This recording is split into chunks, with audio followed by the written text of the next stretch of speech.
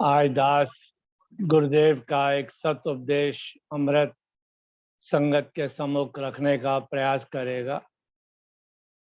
गुरुदेव का बड़ा सुंदर एक दोहा आता है, पल घड़ी प्रभु याद कर, जो तीन काल सहाय,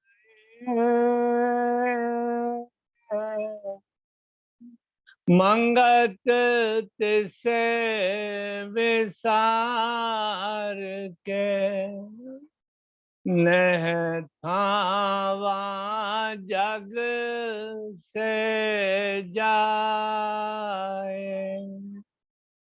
पल घड़ी प्रभु याद कर, जो तीन काल सहाय,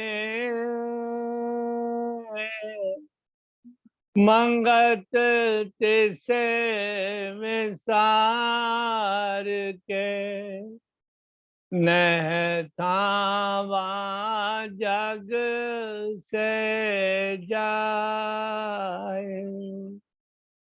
सत उपदेश अमृत जीव शरीर रूपी संसार को धारण करके जब से इस दृश्यमान संसार में आया है, तब से अनेक तरह के कौतुक देख रहा है। जो भी जीव आता है, संसार को सब कुछ समझकर उसमें लिप्त हो जाता है। ये संसार अद्भुत मेला है। जो आता है, इसको देखकर मोहित हो जाता है। कोई विचारवान विवेकी जीव इस चक्कर को देखकर विचार करता है कि ये क्या बना हुआ है, किसने इस हरे भरे फले फूले बाग की रचना रची। इसमें सैर करने वाले तो हजारों आते हैं, मगर कोई बिरला ही एक आध उस बाग के लगाने वाले मालिक के मुतालिक विचार करता है। आम जीव तो उस पर आकर मेला देखकर वाह वाह करते चले जाते हैं। मेरे गुरुदेव क्या फरमा रहे हैं? कह रहे हैं जो भी संसार में इस जीव आया है, कह रहे हर जीव जो है इस आश्चर्यचकित संसार में फंसा हुआ है। कोई भी ऐसा जीव नहीं है कि जो इस संसार के खूबसूरत खूबसूरत चीजें देख के उसमें ग्रसित ना हुआ हो। कह रहे किसी को किसी से लगाव हो जाता है, संसार में किसी को किसी चीज से लगाव हो जाता है। कह रहे हर पशु मानुष प्राणी जो है वो इस संसार चक्र में गिरा हुआ है। कहते हैं हम जब पार्क में जाते हैं तो देखते हैं कितने सुंदर सुंदर वृक्ष लगे हुए हैं, कितने सुंदर सुंदर फलों के वृक्ष लगे हुए हैं, कितने सुंदर सुंदर फूलों के वृक्ष लगे हुए हैं। क्या कभी हमने उस पर विचार किया कि इस वृक्षों को लगाने वाला कौन था? ये सुंदर सुंदर फलों को इसमें मिठास भरने वाला कौन था? कह रहे एक संत के पास एक बहुत बड़ा आर्टिस्ट था जो कला में निपुण था। वो कला प्रेमी संत से जब वार्तालाप कर रहा था, संत जी ने कहा देखिए कितने खूबसूरत खूबसूरत फूल लगे हुए हैं इस बगीचे के अंदर। आप तो कला के बहुत निपुण हो, क्या आप ये जो है एक फूल जो है कलर वाला, इसको आप इसमें रंग भर सकते हो? तो जो कला का निपुण था उसने कहा हाँ गुरुजी क्यों नहीं भर सकता। उसने कहा जाओ इसको रंग भर के लाओ। वो कला का जो प्रेमी था वो गया, बड़ा खूबसूरत उसने डिजाइन बनाया, फूल बनाया और वो लेके रंग भरकर गुरुजी के पास लेकर आ गए। गुरुजी ने कहा वाकई में ही तूने बहुत अच्छा बनाया है, पर वैसा नहीं बना पाया जैसे कि उस मालिक के ने बनाया है।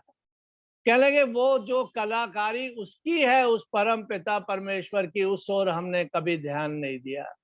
तभी तो कहा है वाह वाह तेरी कारीगरी करतार। कह रहे हैं उसकी कारीगरी को ही कोई नहीं पहचान सकता। हम सिर्फ जाते हैं, मेला देख कर चले आते हैं, वाह वाह करते हुए चले आते हैं, पर उस कारीगर को नहीं पहचानते, उस कारीगर के बारे में जानना नहीं चाहते कि जिसने ये सारी संरचना करी। आगे गुरुदेव क्या कह रहे हैं? दूसरे लफ्जों में संसार रूपी बाग को देखते तो सब हैं, मगर बनाने वाले का कोई विचार कोई बिरला ही करता है। बड़ा सुंदर दोहा गुरुदेव का। अद्भुत मेला देख के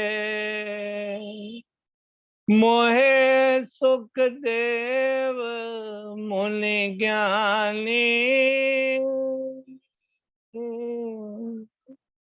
और जीव की गत क्या, जो नित भरम पटा। कितना सुंदर मेरे गुरुदेव ने इस दोहे में फरमाया। कह रहे हैं अद्भुत, इस संसार रूपी अद्भुत मेले को देखकर सब के सब मोहित हो रहे हैं, भरम में पड़े फंसे हुए हैं। कह रहे हैं कितने उच्च कोटि के ऋषि थे सुखदेव मुनि जी, वो भी इस माया चक्र से नहीं बच पाए। कहा वो भी भरम में फंस गए, जो कि जंगल में तपस्या कर रहे थे। कह रहे वो भी इस एक कृष्ण भगवान के श्लोक के अंदर जो उनके व्यास जी ने उनको दिया था कि वो चाहते थे कि हर जो सुखदेव मुनि हैं वो आश्रम में आए और मैं उनको जो है गीता का पाठ पढ़ा सकूं। कहने लगे वो जो उन्होंने श्लोक दिए थे उनको पढ़कर सुखदेव मुनि कहने लगे कि भाई ये मैं भी इस श्लोक को सीखना चाहता हूं। तो व्यासदेव मुनि जी के जो शिष्य थे वो उनको आश्रम में ले आए। कहने लगे कोई नहीं बच पाया इस संसार की अद्भुत रचना से।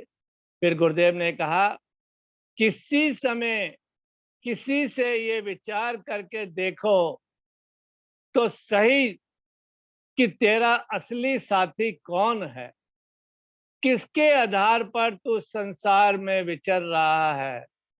पूछो कि तेरा 3.5 हाथ का पिंजर किसने, पिंजर बनाने वाला कोई है। अब किसी से भी बात करें तो यही बताता है कि साहब ये जो मेरा शरीर बना ये मेरे माता पिता के द्वारा दिया गया। कहने लगे नहीं, तुझे इस संसार में लाने वाला कौन था।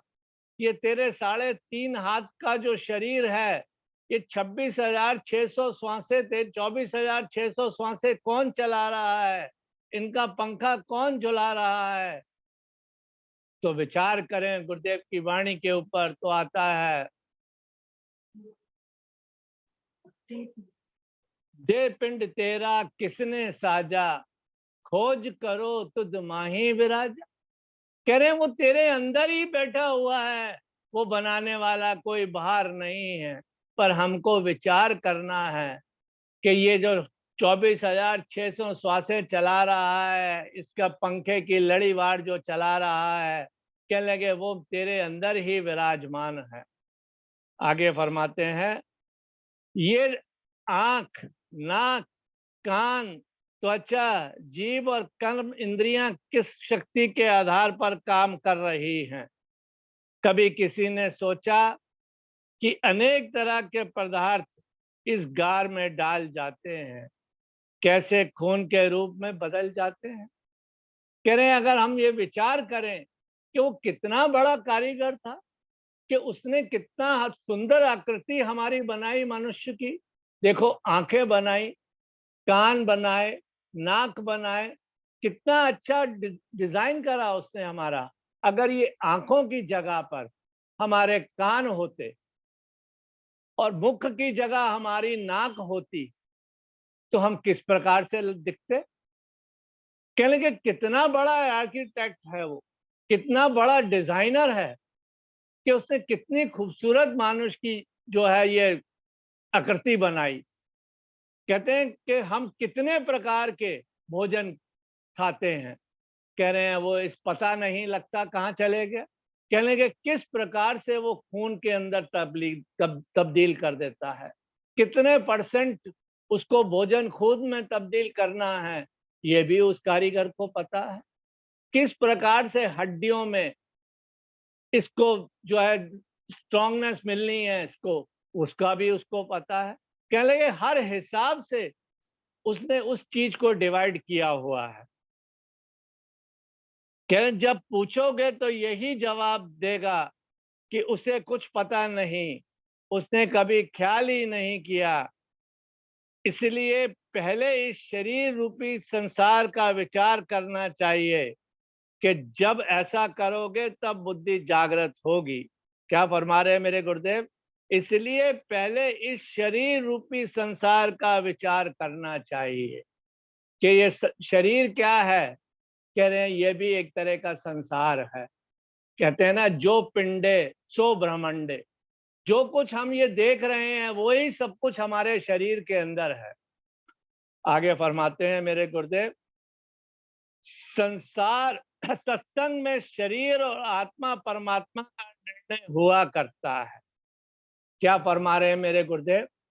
सत्संग में शरीर, आत्मा और परमात्मा का निर्णय हुआ करता है। पहले ऋषि मुनियों के जमाने में जब बैठा करते थे तो ज्यादातर आत्म संबंधी विचार ही हुआ करते थे। आज सत्संगों में देखें, क्या हमारे सत्संगों के अंदर या दूसरे सत्संगों के अंदर क्या आत्मा और परमात्मा का विचार होता है? कह रहे हैं आज सत्संगों में देखो क्या हो रहा है, राग रागनियां बज रही हैं, मेले लगे हुए हैं। क्या वहाँ आत्मा और परमात्मा का विचार होता है कि आत्मा कहाँ है और परमात्मा का किस प्रकार से उसको प्राप्त किया जा सकता है? कह रहे हैं उस ओर कोई सत्संग नहीं चल रहा। मेरे गुरुदेव आगे क्या और हमें हिदायत क्या देते हैं? कह रहे हैं सत्संग को मेला समझकर नहीं आना चाहिए। हम सत्संग में क्या करते हैं, मेले कहते हैं ना, क्या मेले में गए, सत्संग में जा रहे हैं, कह रही फलानी जगह हमको मिल जाना, आज सत्संग है ना, वहाँ बैठेंगे, प्रसाद मिलेगा, लंगर होगा और वहां पर बातचीत हो जाएगी सारी। तो कह रहे हमने उसको मेला बना रखा हुआ है उस सत्संगों में, जो कि आजकल आप देखते हैं टीवी, कोई भी टीवी चैनल खोल लो तो 50,000 की 40,000 की भीड़ लगी हुई है। कह रहे हैं वहां हम क्या करते हैं, एक मेले के रूप में उस सत्संग को ले रहे हैं। मेरे गुरुदेव आगे क्या कह रहे हैं, इस जगह आकर जिंदगी और मौत का विचार करना चाहिए। कह रहे हैं आकर सत्संग में आकर क्या होना चाहिए कि जिंदगी और मौत का विचार होना चाहिए कि तुझे मानुष चोला मिला है, ये तुझे एक दिन छोड़ना पड़े। दास को बड़ी अच्छी तरह याद है कि दास के पिताजी जब सत्संग किया करते थे तो कभी कभी वो मौत के ऊपर बहुत बोला करते थे। तो कई प्रेमियों ने कुछ किसी के घर में गए तो कहने लगे ये इनका सत्संग कैसा है, हर वक्त मौत की बात करते हैं। तो गुरुदेव ने तो हमें कहा है बड़ा सुंदर, मौत विसारी बावरे असरज कियो कौन, तन माटी मिल जाएगो जो आटे में नोन। कह रहे जब तक हमको मौत याद नहीं रहेगी तब तक हम सही कर्म कर ही नहीं सकते। कह रहे हैं इसलिए हमेशा मौत को याद रखना चाहिए। वो मेरे गुरुदेव आगे क्लियर कर रहे हैं, कह रहे जीवन शक्ति का विचार ही असली जिंदगी देने वाला है। क्या कह रहे हैं मेरे गुरुदेव? जीवन शक्ति का विचार ही असली जिंदगी देने वाला है। अब हमें जीवन शक्ति का विचार करना है, वो क्या है कि हर वक्त हमें ये याद रहना चाहिए कि ये मुझे मानुष टोला मिला है, एक दिन मुझे ये छोड़ के जाना है। का इस इधर कोई बड़े बड़े संस्कृत के श्लोक नहीं सुनाए जाते, ये लंबा चौड़ा पड़े हुए नहीं है, मोटी मोटी बातें जिंदगी की मौत के मुतालिक समझाने वाली की जा रही है। यहाँ मेरे गुरुदेव ने बिल्कुल स्पष्ट कर दिया कि मोटी मोटी बातें जिंदगी और मौत के मुतालिक समझाने वाली की जा रही है। आगे अब क्या फरमा रहे हैं मेरे गुरुदेव? शरीर की सेवा पूजा में हर शरीरधारी लगा हुआ है। शरीर की पूजा में हर शरीरधारी लगा हुआ है। जन्म से मरने तक शरीर के जीवों को अंदर सोच बनी रहती है। सिर्फ मानुष ही नहीं बल्कि पशु, जड़ जूनियों के जीव बढ़ने और फैलाने की कोशिश करते रहते हैं। देखिए, हर जूनी के अंदर कुत्ता है तो वो अपने परिवार बढ़ाने में लगा हुआ है, गाय है वो परिवार बढ़ा रही है। अगर हम प्रकृति को देखें तो वो भी अपने परिवार बढ़ा रहे हैं। गुरुदेव आगे क्लियर कर रहे हैं, किसी वृक्ष को देखो, उसे भी आसमान की तरह ऊंचा यत्न करते हो और फैलते हुए पाओगे। उस पर भी बहार और खिजा अक्सर आ जाता, बहार और खिजा का असर होता देखो। किसी और पशु, जड़ जूनी को देखो, उसको भी ऐसा ही पाओगे। गो इन्हें कोई सूझी नहीं, केवल इस मानुष जानने में ही जीव अपना विचार कर सकता है। क्या बताया गुरुदेव ने मेरे? केवल मानुष जानने में ही ये विचार कर सकता है कि ये शरीर लेकर क्यों आया और इसको क्या करना चाहिए था। क्योंकि इस परम पिता परमेश्वर ने हमें कोई आधा अधूरा कार्य नहीं किया। उसने विवेक रूपी बुद्धि हमें सौंप रखी है कि इसके अनुसार तू चल और जो कार्य के लिए तू आया था उसको पूर्ण कर। ये किसी अन्य जूनी के अंदर नहीं है। तभी तो गोस्वामी तुलसीदास जी ने बड़ा सुंदर फरमाया, बड़े भाग्य मानुष तन पावा, सुर दुर्लभ सब ग्रंथन ही गावा। क्यों कहा गया कि बड़े भाग्य से ये मानुष तुल मिला है और इसकी सबने बढ़ाई करी है। आगे मेरे गुरुदेव क्या कहते हैं? हजारों जीवों ने इस मानुष जामे में ही उच्च अवस्था प्राप्त की है। उनको ही गुरु, पीर, अवतार, पैगंबर कहा गया है। हर समय याद रखो कि ये शरीर बदलने वाली चीज है। अब ये शरीर हर पल हर क्षण बदल रहा है। आज देखिए, अगर हम कहें कि आज मेरा जन्मदिन है, 1 साल पूर्ण हो गया, वो 1 साल पूर्ण बड़ा नहीं हो गया। वो तेरी आयु का जितनी भी तो श्वासें लेके आया है, उसमें 1 साल में जो तूने श्वासें ली हैं वो कम हो गई। तो 1 साल काल ग्रस्त काल के मुंह में जा रहा है। कह रहे हर वक्त हम जो है इस शरीर के बदल बदल रहा है। कह रहे हमें पता लगा हमारा जवानी, बचपन से जवानी कब आ गई और जवानी से कब हम बुढ़ापे की ओर अग्रसर हो गए। वही गुरुदेव आगे समझा रहे हैं हमको। कहा, हजारों जीवों मानुष जामे में उच्च अवस्था को प्राप्त। कह रहे शरीर बदलने वाली चीज है। जीव संसार में अकेला ही आया है और अकेला ही जाता है। ये निश्चय ही जानो कि तेरा रूप रंग एक दिन बदल जाएगा। जितने तूने संगे साथी बना रखे हैं, तुझे सबको छोड़ना पड़ेगा। तेरे संबंधी तुझे छोड़ जाएंगे। बड़ा सुंदर गुरुदेव का दोहा आता है।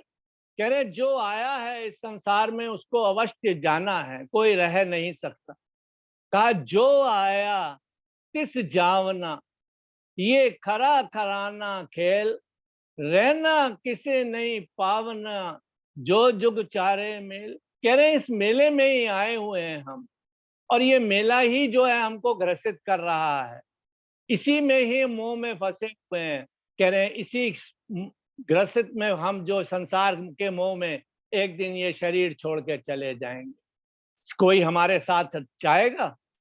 कह रहे हम अकेले आए थे, अकेले ही जाएंगे। ना हमारा भाई जाएगा, ना बहन जाएगी, ना माता जाएंगे, ना पिता जाएंगे, ना सगे संबंधी जाएंगे।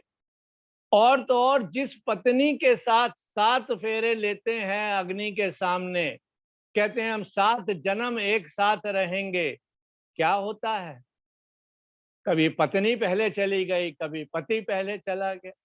कह रहे जो आया है उसने जाना है, ये सही है। अब आगे गुरुदेव क्या कह रहे हैं? गुरु न मानी सद करें, ने घर या घर आ। क्या गुरुदेव कह रहे हैं? ने घर या घर आ। ये कौन सा घर बता रहे हैं मेरे गुरुदेव? कह रहे हैं जिंदगी में ही अपने ठौर ठिकाने पर पहुंचना तेरा असली काम है। ये घर है तेरा ठौर ठिकाना। कौन सा है तेरा असली घर? कौन सा है? हमने कोई अपना ठिकाना बना रखा है? ये शरीर छोड़ेंगे तो कहाँ चले जाएंगे, हमें पता है। तो गुरुदेव अपने दोहे के फरमाते हैं हमें, और हमें चोट लगाते हैं। कहाँ से आया कहाँ नर जाए, कौन तेरो मुकाम, मंगत सार विचारना, मनुष्य जन्म का काम। हमें इसी मनुष्य चोले के अंदर ही अपना ठौर बनाना है कि हम ये शरीर छोड़ के जाएंगे तो वो मेरी मंजिल है। कह रहे हैं जब हम उस परम पिता परमेश्वर से ये शरीर उधार लेके आए थे ना, तो हम कह के आए, वायदा करके आए थे कि प्रभु तू, मैं तेरा जैसा शरीर लेके जा रहा हूं ऐसा ही मैं तुझे वापस करूंगा। तो हम संसार में रह के हमने क्या कार्य किए? क्या हम उस रूप में उस परम पिता परमेश्वर को, क्या ये शरीर उस हालत में लौटा सकते हैं? आगे गुरुदेव क्या कहते हैं? जीव ने जिस कदर पांव फैला रखे हैं, प्राण कला के टूटते ही सब दुख रूप हो जाया करते हैं। जीवन काल में जब तक होश है, वह जीव दुखी दीन अनाथ की तो परवाह नहीं करता, और ना ही किसी का दुख दर्द बांटता है। अपना सुख तकसीम करता है, मगर चाहता है कि परलोक में भी सुखी रहूं। कैसे उसकी मनोकामना पूरी हो सकती है? सखावत करने वाले और मालिक को याद करने वाले ही लोक और परलोक में सुखी हुआ करते हैं। जब तक शरीर को छोड़कर चल दे जब जब शरीर को छोड़कर चल देते हैं, उसके बाद उनके सगे संबंधित रोते रहते हैं। कितना सुंदर गुरुदेव ने बताया कि हमने जीवन के रहते रहते तो कभी किसी दीन दुखी की सेवा नहीं करी, किसी दीन दुखी का दुख नहीं बांटा। हम सोचते हैं कि साहब हम जो कुछ कर रहे हैं हमें इस शरीर के बाद भी हमको इस परलोक में भी सुख मिले। कह रहे कैसे मिल पाएगा? कह रहे अलेक्जेंडर द ग्रेट, सिकंदर बादशाह ने कितना टैक्स लगाया अपनी प्रजा पर, कितनी लूट मार करी, अंत में क्या हुआ? क्या वो साथ लेके गया? वो कहे कि साहब मुझे परलोक में सुख मिल जाएगा, क्या उसको मिल पाएगा? कह रहे हैं कभी नहीं मिल सकता। वही गुरुदेव कहते हैं, सखावत करने वाले और मालिक को याद करने वाले लोक और परलोक में सुखी हुआ करते हैं। और जीव जब शरीर छोड़कर चल देते हैं तो उसके बाद उसके संबंधी रोते हुए कहते हैं, बागा दी रानिये भूखी प्यासी गई हैं, मुल्ला दया बादशाह सब कुछ छोड़ गए हैं। कह रहे कितना सुंदर फरमाया गुरुदेव ने। कहा हमने जीवन भर तो कुछ किया नहीं, और फिर हम रोते और प्यासे हुए तो इस संसार से जाएंगे। गुरुदेव कह रहे हैं कोई राजा या राणा कोई भी साथ बांध कर नहीं ले गया। मेले ने शुरू होकर आखिर खत्म होना है। भरे मेले को छोड़कर सब लौट जाते हैं। वही सुखी होते हैं जो सब कुछ प्राप्त करके भी सारे माल इकबाल को प्रभु की जात समझते हैं। वही बुद्धिमान है। रास्ता जरूर मुश्किल है, इसमें दृढ़ता के बगैर चित्त के अंदर धीरज संतोष नहीं आ सकता। संसार में कोई चीज धीरज देने वाली नहीं है। जीव के सब को छोड़ने जीव के सब छोड़ने से पहले ऐसे सत यत्न अख्तियार करे जिससे जीवन काल में सुखी रहे। इस पिंजर शरीर को छोड़ने के बाद भी सुखी हो, ईश्वर सद्बुद्धि देवे। क्या फरमा रहे हैं गुरुदेव मेरे? संसार में कोई भी चीज ऐसी नहीं है जो धीरज देने वाली हो। गुरुदेव का दोहा अंत में दास समाप्ति करेगा। गुरुदेव का दोहा है बड़ा सुंदर। कोई वस्तु नहीं संसार में